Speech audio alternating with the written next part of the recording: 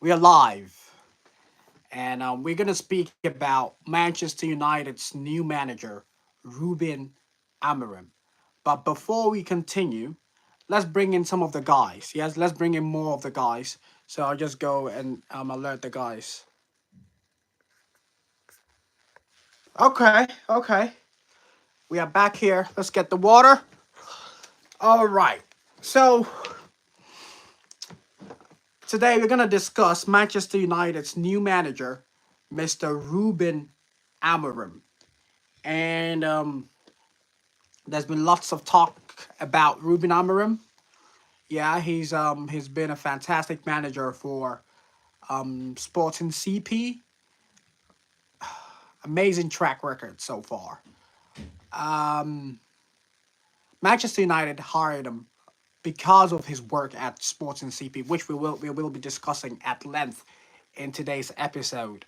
But when you really think about it, is he the right manager for Manchester United? We're going to discuss all those in their intricate details as we go along with today's live. All right. So the first thing we need to know about Ruben Amorim is his formation. Yeah. So Ruben Amorim plays a 3-4-2-1 formation, which one might also classify as a 3-4-3 formation. So three at the back, and the midfield is a long midfield with four players, as you would in a 4-4-2 system, right? But in his forward line, he has two players who play as number 10s, and then he has one player who plays ahead of the two number 10s, yeah, who is the striker. So in Manchester United's case, looking at the kind of resources they have right now, they have goalkeeper Onana, and they have Lisandro Martinez, they have Euro, they have Delete. So presumably these will be the three players starting in that starting back line for Manchester United. Yeah, those three players at the back will be the three players starting in the back line for Manchester United: Euro, Delete, and Martinez. Yeah, but one should also think about it that Manchester United has not played a three back system for over 40, 50 years. It's not something that is really identical, or let's say something that we can identify Manchester United with a 3-4-3 system. But for some reason, they may have to just adapt to a new system of a 3-4-3. 3-4-3 with a three at the back being Martinez, Delete, and Euro. Traditionally, it's not been Manchester United style, but they might just have to adapt. Yeah, I have Aaron Blab saying hi. Hi, Aaron. How you doing? You doing all right? Yeah. Are you a Manchester United fan? Would you? Would you? What do you think about the new appointment of Manchester United's coach? Let me know your views. Yeah. Yeah. So in the middle, I'm thinking if Malasia is to come back or Luke Shaw is to return from injury, he would probably take the left wing back or Malasia, whichever one is available. And in the middle two, he'll probably have Ugarte and Kobe Mainu as the two holding midfielders. Yeah. But at the same time, you would also think that probably if he had Ugarte and Casemiro, that would also be a good pair. Yeah, I have Martin saying that Ten Hag beat Amorim 5. Is it a good signing for United?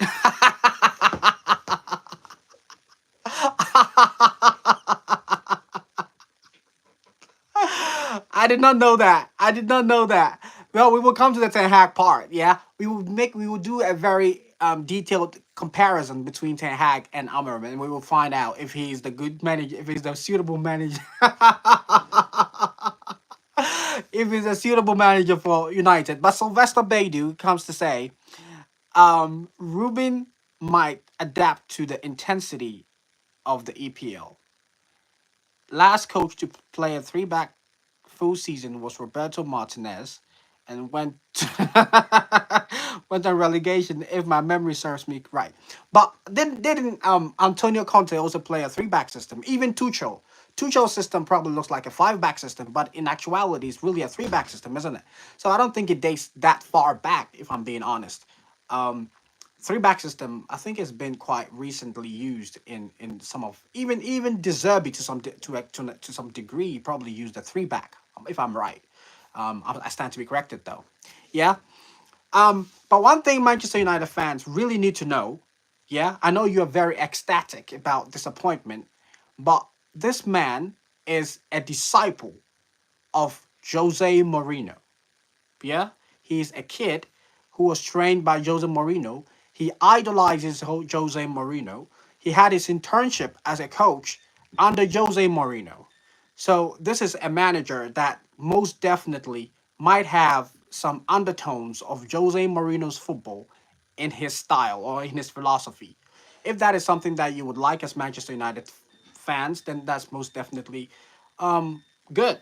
But if not, then you probably okay. Sylvester comes back to say, "Oh wait, Conte even switched at times." Yeah, did he? Yeah, obviously in this contemporary football world, you cannot stick to one system throughout. You have to be dynamic. You have to be changing even in game as the game is going on. You could be playing three back, playing four back at sometimes of the same game. You could be playing two back even sometimes in the same game, depending on the demands of the game. Yeah. So yeah, a coach needs to be dynamic. But yeah, that's a very good analysis by Sylvester. Francis Amour says, "We are Chelsea. We are not afraid." And then only Charlotte says, "Hi. Hello, Charlotte. How are you? You doing okay? Yeah, are you a Manchester United fan?" Yeah. So back to what I was saying. Sylvester comes back to say, "Do you think Amorim will have the guts to control the messed dressing room? If yes, does he need to establish concrete standards like Ten Hag?" We will come to that. Yeah, we will come to that. Let's just go to the next point quickly, and we will come to all the comparisons between Ten Hag and Amorim and everything. Yeah. Um. So the next thing we're going to talk about is his style, Amorim's style. Amorim plays more like I've already spoken about his 3-4-3 system or 3-4-2-1 system, but then again, Amorim is a much more possession based football. Possession based football coach. Yeah, something like you know Pep Guardiola. There's actually a metric that ranked coaches who played a very high line across the top five leagues in Europe, and Pep Guardiola obviously was number one. Amorim was number four. The gradient was, I think, Pep Guardiola was 46. Amorim was 45.2. So it's not light years away from how high Pep Guardiola plays. So Manchester United fans can expect a very high pressing team, a very let's say possession based football if it does indeed work out like we all hypothetically look at it now. Yeah. Sylvester says he will back in 20. Okay, Sylvester. Yeah. Cheers, Sylvester. Um, White thing all over my screen. Thanks. Okay. Amour says he might be Andres Villas-Boas at Chelsea. Yes, I'm gonna talk about that too. Yeah, I'm gonna talk about that, Amour. Because he's going to play attacking football. He's going to play entertaining football. If his plans or what we've seen he do in Sporting is indeed replicated at United, that's a big if. Yeah, that's really a big if he really can do it. Yeah, but then again, he's unbeaten right now in this season at Sporting. He's unbeaten. He's unbeaten, and definitely he's a top manager. Um, But then again, you think about Manchester United's job. Yeah, this is probably the what we call the impossible job. It's a job that is so difficult that even the best of the best, the creams of the crop, have come and have failed. We're talking about renowned managers like Louis van Gaal, who coached at Bayern Munich, who's a Champions League winner. His name is was quite predominantly spread around the world in the 1990s. Yeah, Bayern Munich manager, Barcelona manager. We're talking about Jose Mourinho, who who who had won the league in four different countries before coming to Manchester United. He had won the Champions League two times before coming to Manchester United. Had won a league with 100 points at Real Madrid before coming to Manchester United. But he came, retrospectively, we could now classify him as being, relatively successful. But at the time, the expectations were not met. Yeah. So we're talking about coaches like Ralph Rangnick, who was previously called the godfather of gegenpress. Yeah, but he came and it was all miserable. So the Manchester United job is a typically difficult, very complicated job. So for a young manager, Ruben Amorim, to come to inherit such a big seat, well, we all looking what he can do. We really do hope that he succeeds. Yeah, we really do hope that he succeeds, but who knows? Francis Amor says post Ferguson isn't easy at all. That is absolutely right. And he also says that he shouldn't mimic Andres Villas Boas at Chelsea. Disadvantages of long-serving coach. Yeah, because that leaves really huge seat for the manager, new manager to to fill. That makes it very difficult. But then again, we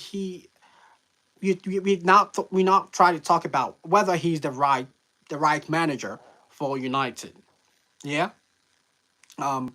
Obviously, the Eric Ten Hag coming into Manchester United, he was particularly successful at Ajax. He played the Champions League semi-final, kicking out Real Madrid in the quarterfinal. Yeah, he had won many trophies and made Ajax really attractive and really stable in European football.